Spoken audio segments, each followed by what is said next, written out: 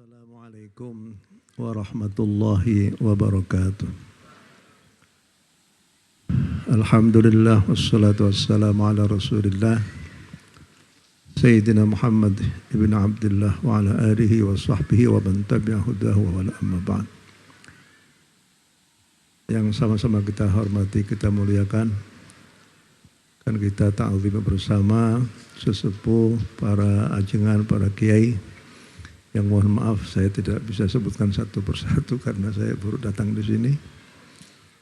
Agus Badrul, Ustaz Agus Badrul, Ustaz Zainal Arifin, para pejabat baik sipil maupun militer, para orang tua murid, para hadirin hadirat sekalian. Saya itu kalau datang ke acara-acara wisuda seperti ini, saya sangat berbahagia sekali. Pertama dari sudut keislaman. Kita melihat tunas-tunas baru itu telah tumbuh. Merekalah yang akan melanjutkan perjuangan dari orang-orang tua yang ada pada masa sekarang ini. Mereka lah yang akan bisa menciptakan suasana keislaman pada satu daerah ataupun pada lingkungan keluarganya masing-masing.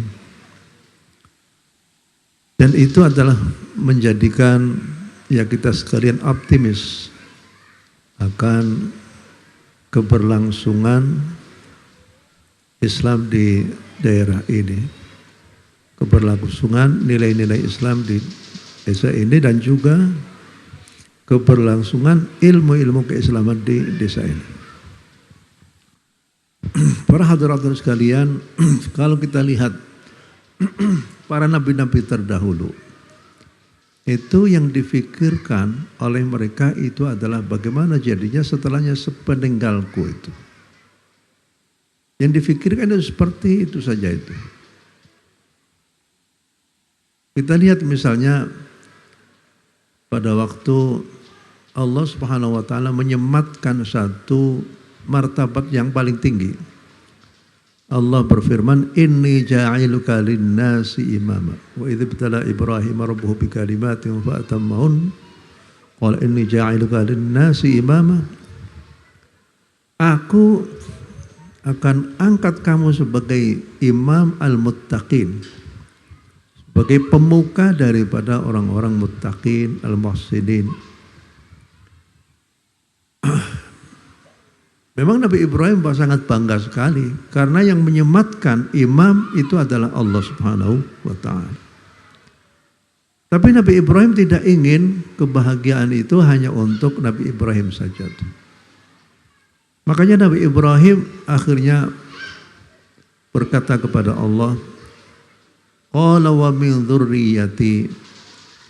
Ya Allah, bagaimana dengan keluargaku sepeninggalku itu? Aku ingin agar supaya dzurriyyati itu juga menjadi orang-orang yang sholihin, imam sholihin, imamul muttaqin. Apa kata Allah? Qala la yanalu ahdil zalimin. Mereka-mereka yang zalim dari keluargamu tidak akan bisa mendapatkan martabat yang semacam ini. Artinya, bolehlah aku akan jadikan zurriyahmu itu menjadi orang-orang yang imam al-muttaqin. Kecuali apabila ada di antara keluargamu nanti ya ada orang-orang yang zalim. Qala la yanalu ahdil zalimin.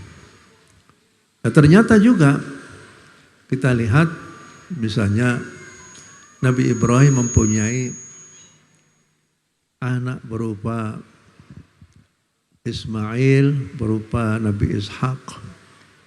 Nabi Ismail itulah yang akan menurunkan keturunan dari bangsa Arab. Kemudian Nabi Ishak itulah yang akan menurunkan orang-orang Bani Israel.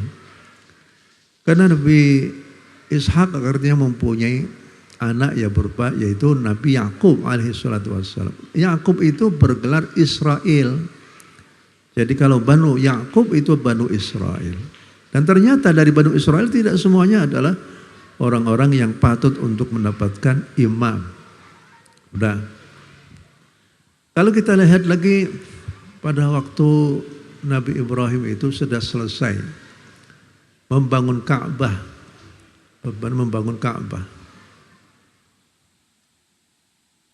Setelahnya itu doanya Nabi Ibrahim itu apa? Rabbana taqabbal minna innaka antas sami'ul alim.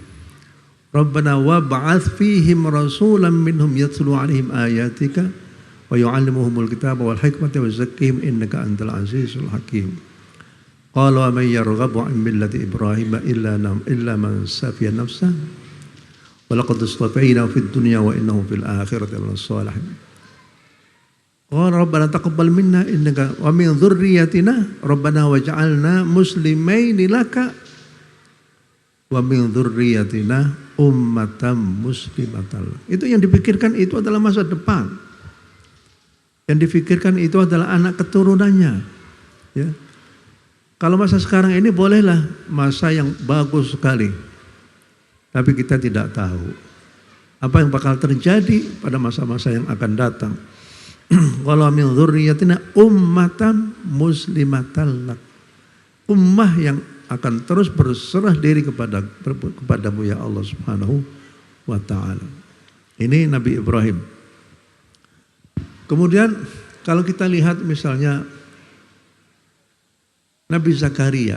Nabi Zakaria itu sampai umur 80 tahun belum juga dikarunia ini seorang anak pun. Padahal beliau sudah mulai menua. Akhirnya salah satu rintihan dari Nabi Zakaria adalah qala rabbi inni wahanal 'azmu minni washta'ala ar-ra's shay'an wa lam akun bidu'aika rabbi shaqiyya wa inni khiftul mawaliya min wara'i wa kanat imra'ati 'aqiran fahabli min ladunka waliya. Ya Allah, di kepalaku sudah tumbuh uban yang begitu lebat, ishta'ala ar-ra'su shayban walam akum bidu'aika rabbi syaqiyya. Aku terus-menerus berdoa kepadamu ya Allah. Qala rabbi inni wahana al-'azmu minni washta'ala ar-ra'su shayban walam akum bidu'aika rabbi syaqiyya wa inni khiftul mawaliya min wara'i. Aku khawatir terhadap keluargaku nanti setelahnya aku sudah tidak ada lagi di sini.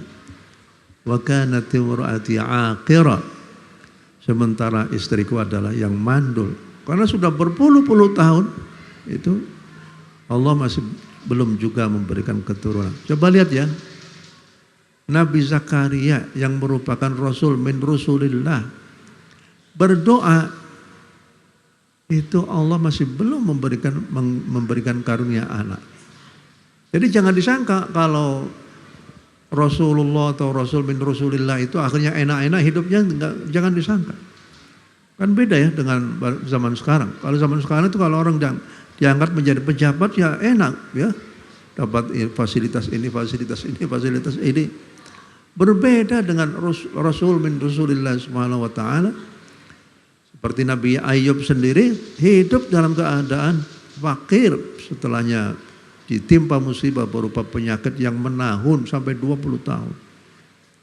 Itu sebagai contoh ya bahwa Allah itu tidak membiarkan para nabi-nabi hidup bergelimang dengan harta benda. Memang sih ada juga nabi-nabi Allah yang kaya raya, bisa menundukkan setan, jin, merkayakan dan lain sebagainya, bisa itu. Seperti Nabi Sulaiman alaihissalatu wassalam. Tapi ada yang fakir seperti itu. Nabi Ayub itu. Nah, di sini Nabi Zakaria itu wahabli min ladunka waliya yarithuni wa yarithu min ali Yaqub. Yang akan bisa mewarisi diriku wa waritha min ali Yaqub waj'alhu rabbi radhiya. Dan mewarisi dari keturunan Nabi Yakub, Ishak, Nabi Yakub, kemudian ada 12 orang dari keturunannya itu. Jadi dari sini kita bisa melihat bagaimana yang difikirkan oleh generasi pertama itu adalah apakah ada di antara keluarga kami yang akan bisa melanjutkan visi dan misi kami ini. Ya, seperti gaji koko ya. Itu juga bagus juga itu. Setelahnya sudah bisa mempunyai anak-anak yang soleh dan soleha, memberikan keturunan-keturunan yang bagus, akhirnya kita optimis sekali itu. Makanya kalau orang sudah jadi kiai punya pondok, maka jangan sampai anaknya di sekolah umumkan. Kecuali 1-2 ya nggak apa-apa. Karena siapa yang akan melanjutkan seperti ini nih? Pondok pesantrennya siapa? Jadi kita itu adalah merupakan salah satu hal yang patut kita renungkan bersama. Sebab sekali satu pondok sudah tidak ada, berarti merupakan satu kemunduran lah. Ya, karena ulama itu warathatul anbiya. Wa innal anbiya lam yuwarithu dinaran wala dirhaman. Wa innama warathul ilma fa man akhadahu akhadha bihadhin wafirin. Jadi para bapak dan para ibu sekalian, marilah kita berpikir untuk masa depan kita. Masa depan anak-anak kita itu. Begitu juga bukan saja dari keluarga pondok, dari keluarga kita bersama ini. Keluarga adalah merupakan amanah dari Allah Subhanahu wa taala. Dan kalau sudah amanah yang harus dididik dengan sebaik-baiknya. Pendidikan itu adalah faktor yang paling dominan, faktor yang paling penting dalam menciptakan generasi yang akan datang. Ini pendidikan ya.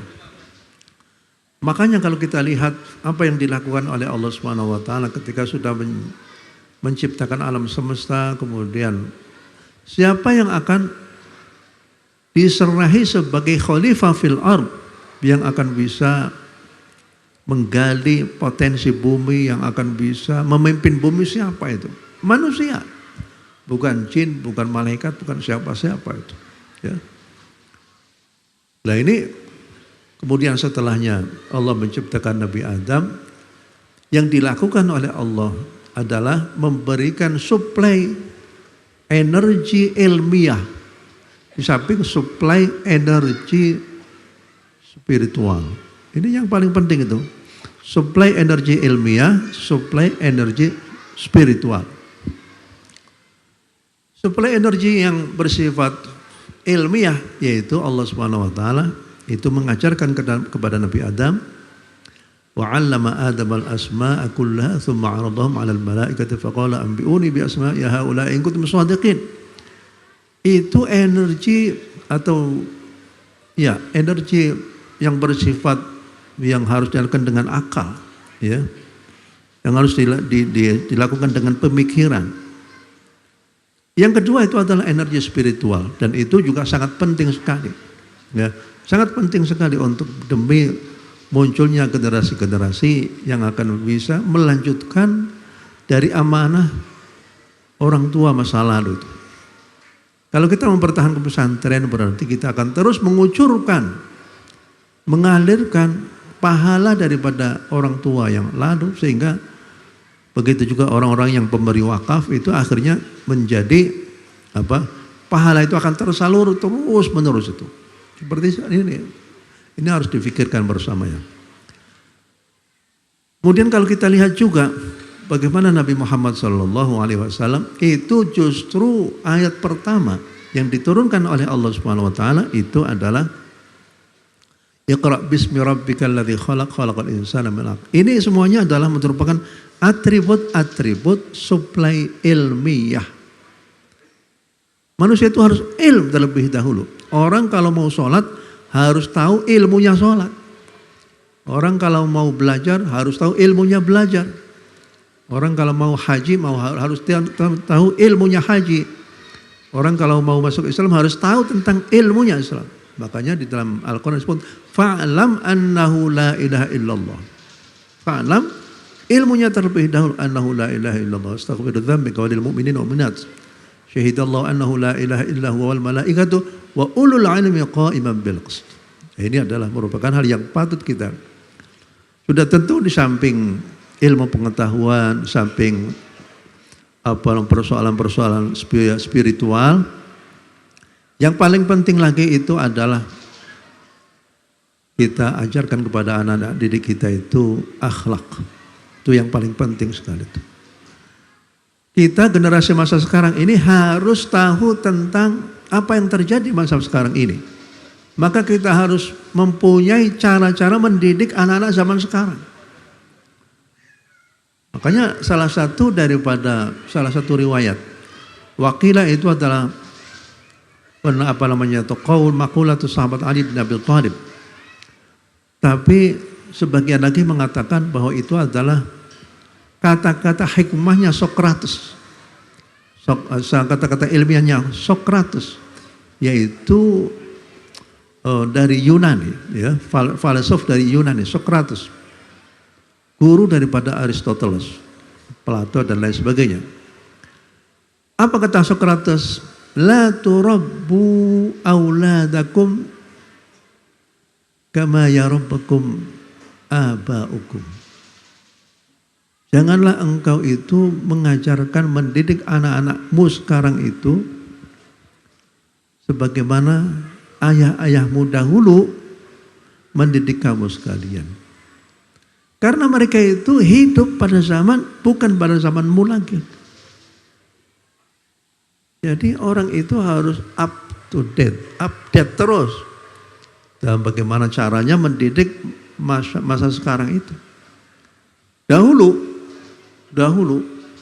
kalau orang ngajarin Al-Quran kepada anak didiknya itu, kalau anaknya nggak bisa itu disabet itu. Saya nggak tahu kalau di sini pakai sabet nggak apa tuh, Bapak tuh pakai sabet. Dulu disabet itu. Di zaman dahulu masih seperti itu. Kalau zaman sekarang kalau disabeti ya malah panggil Pak Polisi. Ini apa paham dan lain sebagainya. Kalau di Mesir masih seperti itu tuh. Wah, pasti ada. Itu baik dari segi materi pembelajaran, materi pendidikan, begitu juga dari segi teknis di dalam mengajarkan seperti itu. Nah, sekarang ini zamannya zaman teknologi. Ya kita mau tidak mau ya harus kita berkenalan dengan teknologi itu. Bagaimana caranya memasukkan materi-materi pelajaran itu kepada anak-anak didik dengan menggunakan teknologi zaman sekarang. Nggak apa-apa. Agar supaya cepat lagi nggak apa-apa juga kan. Ya, jadi itu yang dimaksud bahwa la turabbu auladakum kama yarabbukum abaukum. Jangan. Fa innahum ya'ishuna fi zamanin ghairi zamanikum, karena mereka anak-anakmu itu hidup pada zaman yang bukan zamanmu lagi. Jadi perlu menjadi perhatian kita bersama selaku para pendidik, hendaklah kita itu mengupdate tentang berbagai macam kurikulum, berbagai macam cara-cara mendidik anak-anak. Yang penting itu kan anak-anak itu bisa ini. Cara ataupun metode agar memasukkan teori-teori yang semacam itu ya terserah daripada. Makanya bagi para asatidzah, para ibu-ibu, para ustadzah semuanya harus tetap terus membaca apa yang baru pada masa. Sehingga dengan demikian walaupun itu di Kuningan di sini ya, tapi saya lihat tadi di tempat anak-anak itu sudah kelasnya kelas nasional, itu sudah bagus sekali. Ya, sudah kelasnya kelas nasional dan alhamdulillah. Para bapak dan para ibu sekalian, dan sudah tentu saya mengucapkan selamat kepada ya Al-Imam ini, dan yang kedua juga saya merasa bangga sekali bahwa di antara bapak-bapak di sini, Pak Zainal Abidin, itu telah berhasil menuliskan satu buku panduan cara cepat membaca Al-Quran Al-Karim. Ini luar biasa itu. Itu tidak gampang itu. Karena mengurut-urutkannya apa dulu sampai berapa jilid itu merupakan. Dan pada pagi hari ini kita akan bersama-sama melaunching buku ini, buku Al-Imam. Saya sudah melihatnya dan bagus, cetakannya juga bagus. Tapi sudah tentu nanti kita akan terus mengevaluasi dari buku ini, ya, buku ini, dan nanti harus ada testimoni Apakah dengan buku ini memang betul-betul anak-anak itu bisa membaca Al-Quran dalam beberapa bulan? Nah, ini adalah merupakan salah satu kreativitas daripada para guru-guru di sini. Perlu saya kemukakan di sini ya. Kalau orang itu sudah terjun di dalam bidang kequranan, maka akan muncul inisiatif-inisiatif baru, kreativitas baru. Allah membukakan pintu-pintu, ya, pintu-pintu ilmu pengetahuan bagi para guru-guru apa. Itu caranya Allah itu memberikan penghargaan kepada mereka-mereka yang terjun di dalam bidang kequranan. Akan muncul kreativitas baru, ya. Akan muncul pemikiran-pemikiran baru. Itu caranya Allah memberikan itu, tidak dengan menurunkan uang dari langit apa segala, tapi dengan adanya semangat saja itu 11-10. Saya harapkan nanti Bapak dan para Ibu sekalian, setelahnya dari TK ini hendaklah mereka melanjutkan ke menghafalkan Al-Quran Al-Karim, walaupun mungkin dari juz amma saja. Kalau seandainya telah SD itu sudah bisa juz amma, baca luar biasa itu, ya. Mumpung anak-anak Bapak dan Ibu mau untuk menghafalkan Al-Quran. Itu tidak setiap anak itu mau menghafalkan Al-Quran. Tapi kalau ada anak ikut menghafal Al-Quran, itu merupakan satu taufik dari Allah Subhanahu Wa Taala. Saya kira demikian yang bisa saya sampaikan. Mohon maaf karena saya juga nanti akan melanjutkan perjalanan di tempat yang lain. Mari kita bersama-sama, ya, melaunching buku metode Al-Imam yang diprakarsai oleh Pak Agus Badru, ya.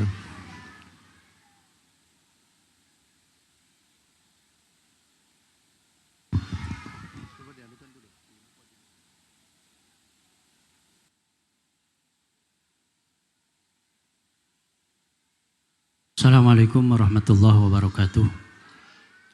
Alhamdulillah wassalatu wassalamu ala Rasulillah wa ala alihi wa sahbihi wa mawalah amma ba'da. Yang kami hormati Al-Walid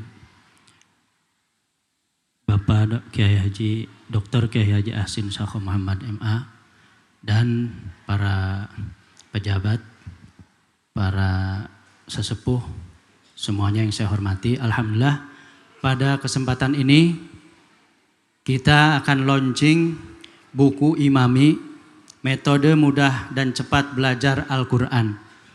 Kami menyusun dari jilid pertama sampai jilid 7. Dengan beranggotakan tim penyusun, pertama koordinator saya sendiri, Agus Badru Munawar, kemudian Ustadz Rohim, Ustadz Zainal, dan Ustadz Abdul Aziz. Kami persilahkan naik ke panggung. Kemudian samping saya ada Kiai Haji Pepe Faidul Karim sebagai divisi SDIT Al-Imam dan Dr. Kiai Haji Ang Asy'ari sebagai divisi dari TK Al-Imam. Oleh karena itu dengan terbitnya buku ini mudah-mudahan bisa memberkahi kepada kita semua dan mempermudah belajar membaca Al-Quran bagi anak-anak didik kita, khususnya umumnya bagi kaum muslimin semuanya. Oleh karena itu kami persilahkan kepada Al-Mukarram Al-Walid Dr. Bapak Kiai Haji Ahsin Sakho untuk launching buku Imami ini. Semoga berkah.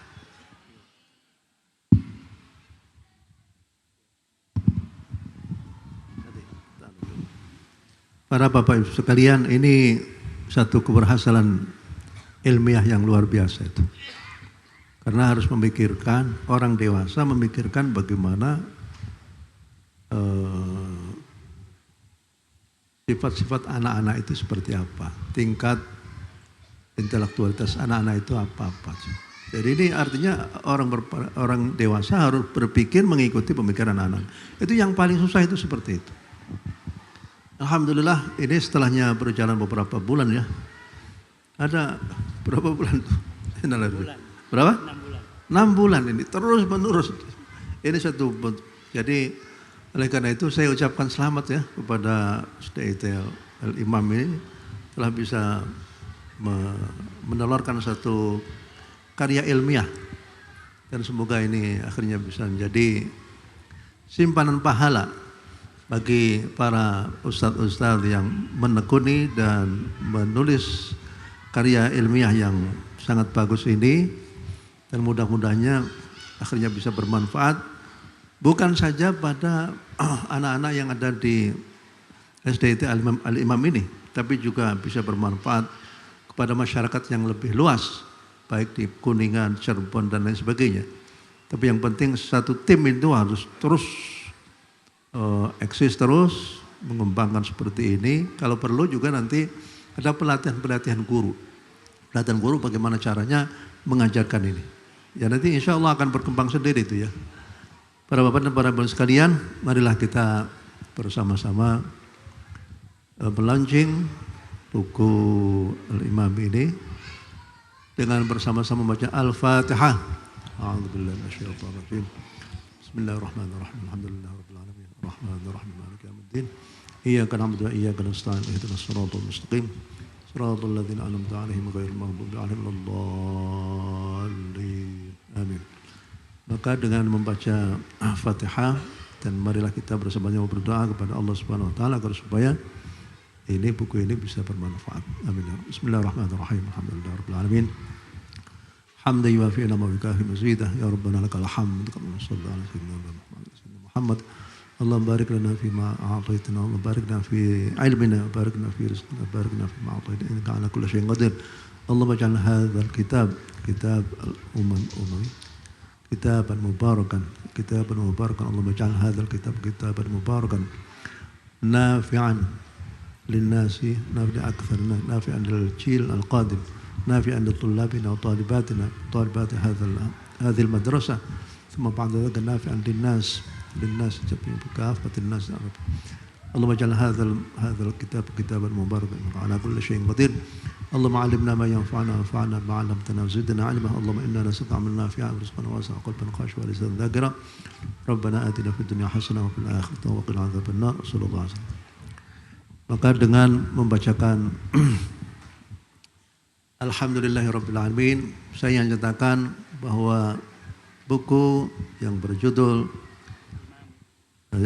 Imam ya, metode mudah dan cepat belajar Al-Quran Al-Imami, dengan ini saya launching pada hari ini dengan bersama-sama membaca Allahu Akbar, Allahu Akbar, Allahu Akbar. Demikian. Assalamualaikum warahmatullahi wabarakatuh.